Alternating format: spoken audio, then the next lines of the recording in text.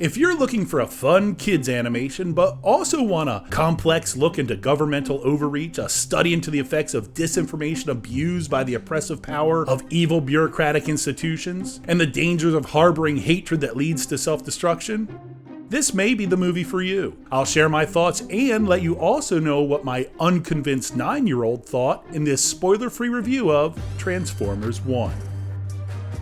Before they were known as Optimus Prime and Megatron, best friends Orion Pax and D16 were lowly miners on the robot planet of Cybertron. While D16 was content keeping his head down and maintaining the status quo, Orion Pax believed they could become more than meets the eye. After discovering information that could better explain the origin of the Transformers, Orion Pax begins a journey with the apprehensive D16 and a couple new friends that will unearth dangerous truths that will allow them to meet their potential, but may fracture their relationship and could even ignite a civil war. When I was a kid, Transformers were my jam. While some people were drawn to cartoons like G.I. Joe or He-Man, I was fully transfixed with the Transformers. I watched the cartoon, I had the toys, and I had my heart ripped from my chest by the 1986 movie. If you were there, you understand what I'm talking about. While no one wants to hear about my childhood, I bring it up for a purpose, because I think it will help clarify some of my stances on this reintroduction of the universe in Transformers 1. A universe I haven't really explored since the first Michael Bay, Shia LaBeouf live-action Transformers movie back in 2007. So since I have been detached from this IP for such a long time, the first thing that caught my attention in Transformers 1 is the character design. Despite my distance from the franchise, I immediately recognized most of the characters' appearance, voices, and temperaments, along with additional key components to the Transformer folklore. But fear not, if this is your introduction to the Transformers, the film patiently establishes the world these living robots inhabit and the trials they are facing. And it's a story that pre-exists the popular 80s animated series that began with Transformers crash landing on Earth and interacting with humans. Instead, this movie establishes the history of the race and the actions that will inevitably lead to their downfall.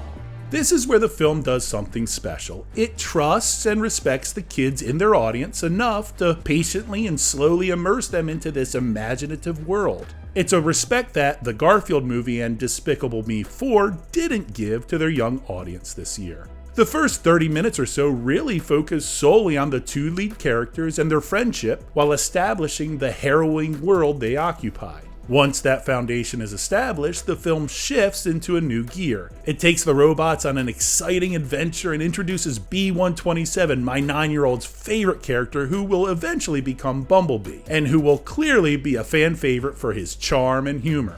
Voiced brilliantly by Keegan-Michael Key, known for the sketch series Key and Peele, and who is rapidly climbing the ladder as one of the actors that, to me, elevate any project he works on.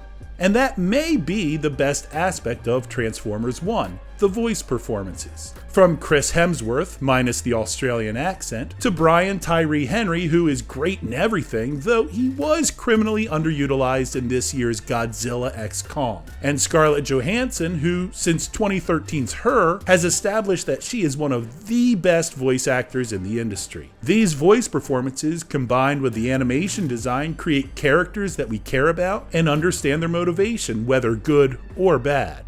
With the characters well developed, it allows us to sit back and enjoy the adventure they take, which is similar to this year's Kingdom of the Planet of the Apes, where they must unearth the truths from their past. Or I think it could also be compared to the adventure taken in Pixar's A Bug's Life, where seemingly insignificant characters have the opportunity to make a huge impact on their world. A world that is an amazingly complex hierarchy that constricts its inhabitants and crushes their hopes, leading to a depressed, easily controlled society. A depiction that may strike a little too close to home for us parents. For my overall rating, Transformers 1 is an immersive action movie for kids with a ton of humor, but also willing to utilize a good portion of its screen time to develop interesting characters and the intriguing world in which they live. Though the animation and quality doesn't quite match the caliber of something like Across the Spider-Verse, Transformers 1 is an excellent film for the whole family. So I will give it 4 out of 5 stars and warn sensitive audiences it does include a limited amount of inappropriate language, one word of which is repeated several times in probably the funniest joke in the entire film. And though it's definitely for kids, parents will enjoy Transformers 1 on its merit, plus some great jokes for us, referencing, yes, One Flew Over the Cuckoo's Nest, and even the obsolete competitor toy, GoBots.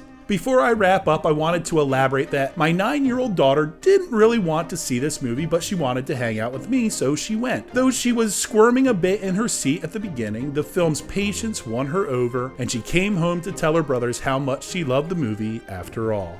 What do you think? Leave a comment below and let me know what you and your kids think. If you enjoyed this review, please take a moment to like this video, subscribe to this channel, and ring the notification bell so you never miss any of my future reviews. Also, you can check out my other reviews by clicking on one of these boxes.